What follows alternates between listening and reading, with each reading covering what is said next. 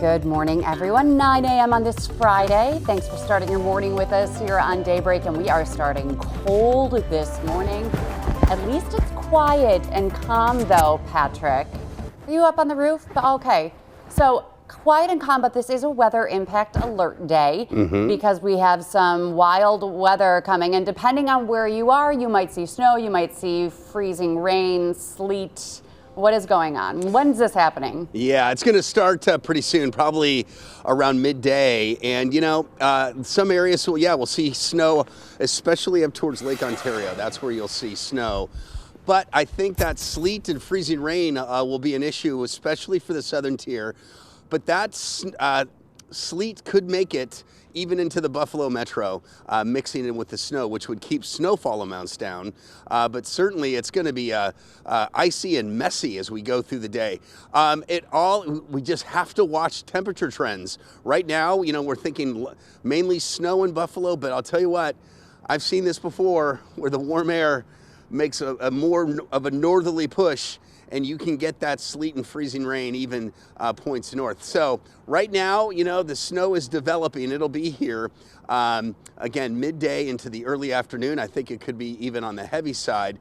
Right now, most of the snowflakes are way up high, but eventually they're going to make it down. And there we go. That tells the story, doesn't it? This is a look at 4 o'clock. Snow to the north, sleet and freezing rain to the south. Tomorrow morning, it's all over with, okay? In fact, it's all over with later this evening. And then for your day tomorrow, look for a mostly cloudy, cool with temperatures near 30 degrees. So let's put this in motion. There's the snow, 2 o'clock, 3 o'clock. Notice the pink, that's the sleet and even some freezing rain, despite temperatures being in the 20s. And then by 6, 7 o'clock, it should be passing off to the east and things quieting down, and that will lead us to a dry Saturday. But on Sunday, that's when precipitation redevelops, and it's going to be warmer now. So as we go through time, there comes the rain, and it looks like it could be here into the afternoon, and it's looking fairly soggy at this point for the Buffalo Bills game. So here we go. It's going to be kind of messy today. There's the rain later Sunday. Monday, the day starts off in the 40s with rain. So that 37, it's just the high temperature is going to be in the early morning, not really indicative of what the day is going to be like, because I think we're in the 30s and then the 20s with snow and blowing snow Monday, and then some lake effect snows Tuesday until Wednesday of next week. So a return to some wintry weather.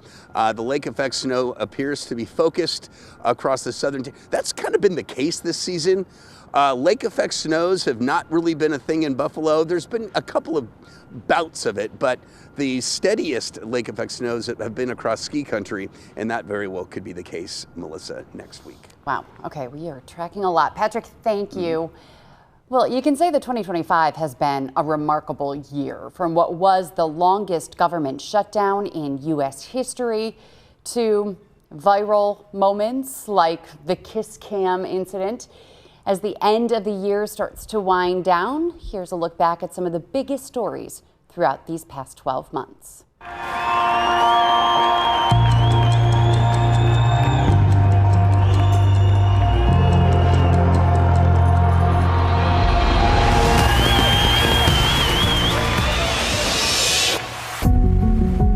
It is a grim New Year's morning here to begin 2025. The guy in the pickup truck just punched the gas and mowed over the barricade, and there were just bodies.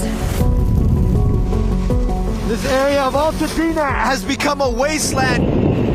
This is like a hurricane in the middle of a brush fire. I never thought I would live through something like this. Crash. This is Alert 3. An American Airlines regional jet colliding with an Army Black Hawk helicopter. I, Donald John Trump, do solemnly swear. The golden age of America begins right now. Just hours into his new term, President Trump delivering on some of the dramatic changes he promised. The Eagles getting redemption. We love this city. Go Birds! This was more about the messages that Kendrick wanted to send rather than having a mass appeal music moment. Music's biggest night was all about Beyoncé. Our plane crashed. Miraculously, officials say that all passengers and crew are accounted for. You're gambling with the lives of millions of people. You're gambling with World War III. That contentious meeting between President Trump and Vladimir Zelensky unraveling in the Oval Office. And splashdown, Crew 9 back on Earth. The astronauts, known around the world as Butch and Sunny, finally back home. A dangerous and deadly outbreak of tornadoes ripped through 11 states. You put your life into a place and it's destroyed in just a matter of minutes. My fellow Americans, this is Liberation Day. President Trump today taking aim at friends and foes, announcing sweeping new reciprocal tariffs. Chicken jockey. The Minecraft movie pulling in at nearly $163 million on opening weekend. The S&P 500 plunging 10% in 2 days. Pope Francis has died. The new pope has been elected on the second day of the conclave. And there he is, Pope Leo. Did you think you would see an American Never. in your lifetime? No, absolutely not. Elon Musk is saying goodbye to Washington. Elon is my friend, and he's done a fantastic job. I'm very disappointed in Elon. I've helped Elon a lot. The blowing up bromance. I'm not thinking about Elon. You know, I just wish him well. Israel launching what it's calling a preemptive strike on Iran's nuclear program. Air raid sirens sounding in Israel as the Iron Dome appears to intercept new strikes from Iran. We begin tonight with growing tensions over mass deportations in Los Angeles. We will liberate Los Angeles. Hundreds of National Guard troops now on the ground. Happy birthday, soldiers. We're proud of you. And happy birthday, Mr. President. Hundreds of thousands of people took to the streets across the country for so-called No Kings demonstrations. We looked outside and we just saw like an ocean out there. There's people in it. Oh my God, there's so many people in it. So many people were in their beds, fast asleep, when the floodwaters began to rapidly rise. It didn't look like Camp Mystic anymore. Sean Diddy Combs sinking to his knees in the courtroom. The jury finding him not guilty of racketeering and sex trafficking. Oh, look at these people. Call it a kiss cam catastrophe. Taylor Swift and Travis Kelce's widely followed fairy tale is entering its next chapter. I'm just struck by that shot of Vladimir Putin in the backseat of the vehicle of the Beast alongside Donald Trump smiling and laughing. Thank you very much for your efforts, personal efforts to stop killings and stop this war. The world's top food security watchdog declaring a famine in Gaza's largest city. We have a lot of drugs pouring into our country, coming in for a long time. And we just, these came out of Venezuela. We took it out. Shots were fired at an event with the conservative activist Charlie Kirk. After a manhunt that lasted just 33 hours, police say they've caught the suspect who assassinated conservative activist Charlie Kirk. I forgive him. Jimmy Kimmel Live will be preempted indefinitely. When free speech is under attack, what do we do? Stand up like that. That a government threat to silence a comedian the president doesn't like is anti-American. Day 1 into a partial federal government shutdown. Day 15. Day 26. Melissa's going to track across Jamaica. We're talking about catastrophic winds and flooding. But we are still experiencing those strong tropical force storm winds. We don't have anything, everything washed out. We don't have any clothes for the baby. Everything gone, roof gone, hose gone. After 738 days, 20 Israelis are finally back home. This is the historic dawn of a new Middle East. Year to date, the S&P 500 is still up over 12%. Angelino's basking in the glory of back-to-back World Series titles. I'm ready to get another ring. Welcome to NBC's special coverage of election night. This is a big night for Democrats. I just want to congratulate. I think you're going to have, hopefully, a really great mayor. You're the only friend I ever had. And I've had so many friends. and then turn into Wicked Witch. After 43 days, the government shutdown is now officially over. A suspect opened fire on National Guard troops near a busy metro station. It is a showdown worthy of a Hollywood thriller just when it looked like Netflix was going to buy Warner Brothers for a whopping $83 billion. Paramount Skydance attempting a hostile takeover. We've just seized a tanker on the coast of Venezuela. An elite Coast Guard team rappelling out of helicopters onto the deck of an oil tanker off the Venezuelan coast. We are coming on the air with breaking news, a shooting at Brown University in Providence, Rhode Island. We are coming on the air with that horrific Hanukkah attack overseas. 15 people dead, killed by a father and son targeting Jewish people. There is still very much the shock at the sudden loss of both Reiner and his wife, Michelle.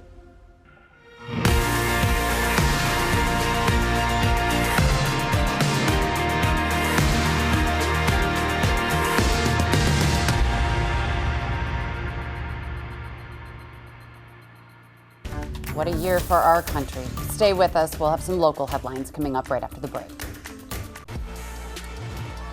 Well, this is some breaking Bills news this morning. If you wanted to buy a PSL at the new Bills Stadium, your opportunity has passed. Really? They have officially sold out of all of the PSLs, personal seat licenses for the new stadium. In order to get season tickets, you have to have a PSL. They ranged from tens of thousands of dollars down to about $1,000 for the worst seats in the new Bills Stadium. But now the question is, okay, how do you go to a game next year or in future years at the new Bills Stadium? And so an email that went out to fans is saying that there is something now called a priority list. To be on the priority list, you have to put down a $150 deposit. So what does that get you? Well, if you're on the priority list, you will have first access to purchase PSLs when those seats become available, if someone's trying to sell their PSL. You will have first access to purchase single game standing room tickets, as well as playoff ticket presale, concert and special event presales, and Bills store and NFL shop discounts.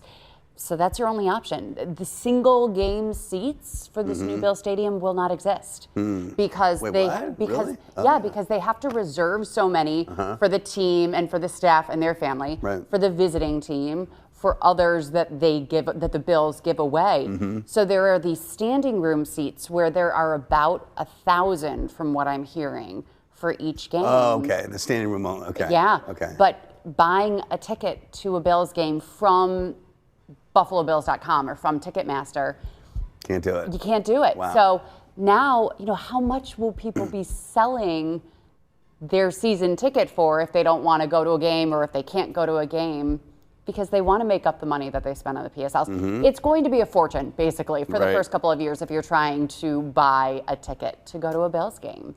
It's a new world, Yeah, I mean, originally when the Bills were trying to sell these PSLs, you didn't know how they would do because they were priced so high, especially for Buffalo.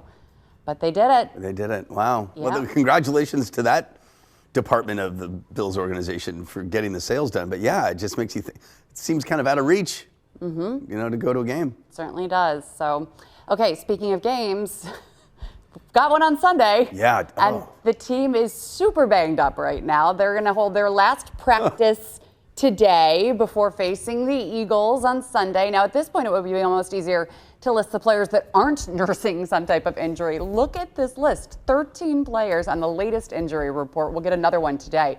But to start, Daquan Jones, Dalton Kincaid, Dawson Knox, Jordan Phillips, Jordan Poyer, Matt Prater have yet to participate in practices. Josh Allen, Joey Bosa, Teron Johnson, Cam Lewis, Shaq Thompson are all limited. Cole Bishop and Ray Davis have been full participants. But in just a few hours, the Bills will be back on the practice field. Sean McDermott will talk to the media around 11:30 this morning, giving some final status updates going into the weekend. The Bills and the Eagles kick things off at 4:25 on Sunday. We do have our noon streaming newscast right here on WGRZ Plus, so we'll tell you what Sean McDermott had to say And perhaps we can even carry some of it during our streaming newscast if he is continuing to talk into the noon hour. We'll bring you what he has to say. I don't. The thing that concerns me is that, you're heading into the playoffs and it's going to rain. Mm-hmm. It's going to be slippery. You got Josh Allen with a foot. You don't need. Remember, what was it, 2 years ago when they brought in AJ Klein from the couch to play in a playoff game as a linebacker? So you don't want to go into the playoffs all beat up and injured. It's like, this game, it means something, but it doesn't mean a whole lot. Right. I mean, the hope for the Bills to win the division or get the 1 seed is so it's so hard. It's still possible, but it's not likely. The Jets have to beat, the Patriots have to lose to the Jets or to the Dolphins in their and more needs to happen in order for the Bills to be higher in the playoffs. Right. And it's so do you rest your good player? I don't know. Probably they're not going to. No, they're not going to. But it's just I wish it was not going to be wet. I wish it wasn't going to be slippery. Yeah. And weather-wise, again, you wish it was a 1 o'clock game because then it would be dry. If it was a 1, oh my gosh, yes. It might have rained towards the end, but 39 and rain. It's not frigid, but it's going to be pretty miserable. I'm sorry. So glad I get to go.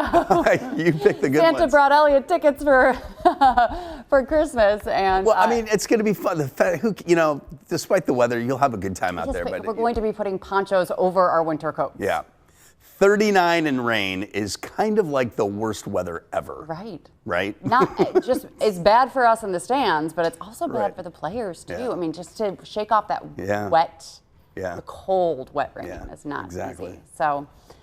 Okay. All right. Well, there's that to look forward to. Well, so hopefully, again, this game you want to win, you want to play well, but I just like this game would have been far better matchup if it was like mid-season because this is Super Bowl champ. Why did they put it at the end? Right? Well, you thought that they were going to be better.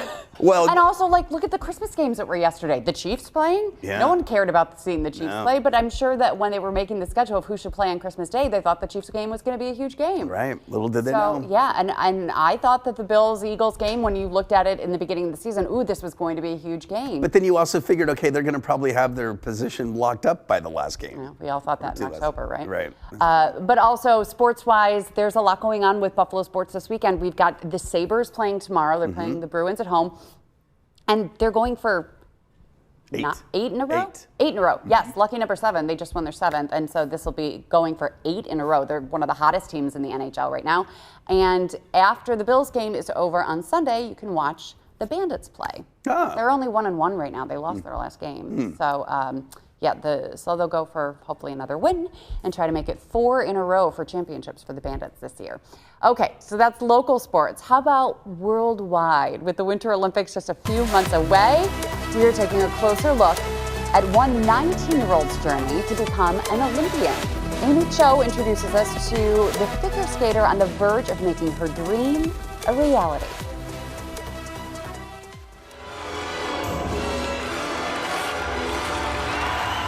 It's just been a goal since I was a kid to go to the Olympics. It would be so much fun, and you'll forever be an Olympian. A lifelong dream, now just weeks away from possibly coming true. Sarah Everhart from Haymarket first started out skating when she was 6 years old. As I learned new skills, I wanted to do programs. I wanted to go to competitions and wear a pretty dress. My coaches signed me up for competitions, and the more I did competitions, the more I liked the feeling of winning. She's done a lot of that lately. Sarah took home bronze at the U.S. Championships this year in Wichita, Kansas. She also won bronze at the Four Continents Championships in Korea.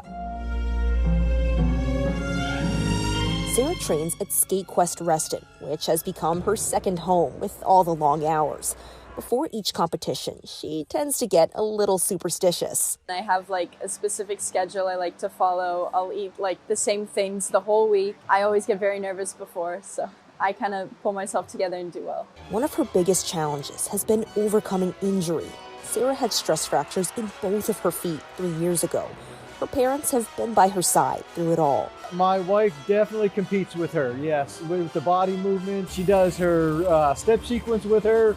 just, you know, from the seats, beyond proud of everything she's been able to accomplish. Just looking forward to see how the season plays out.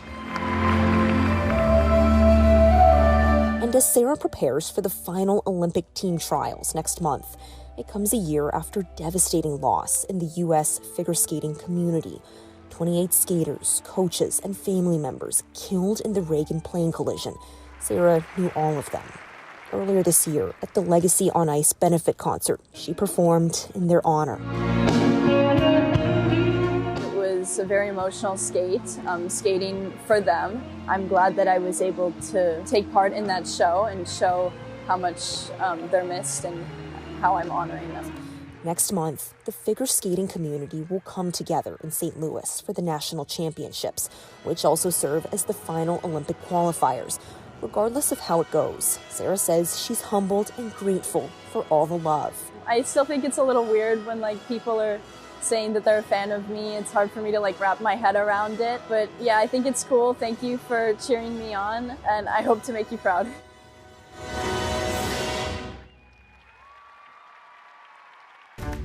Patrick and I were saying one of the favorite things that we love about watching Olympic figure skating.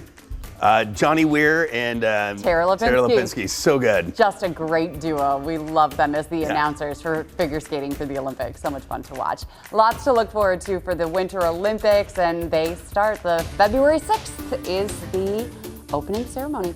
Stay with us. We'll be right back after this break.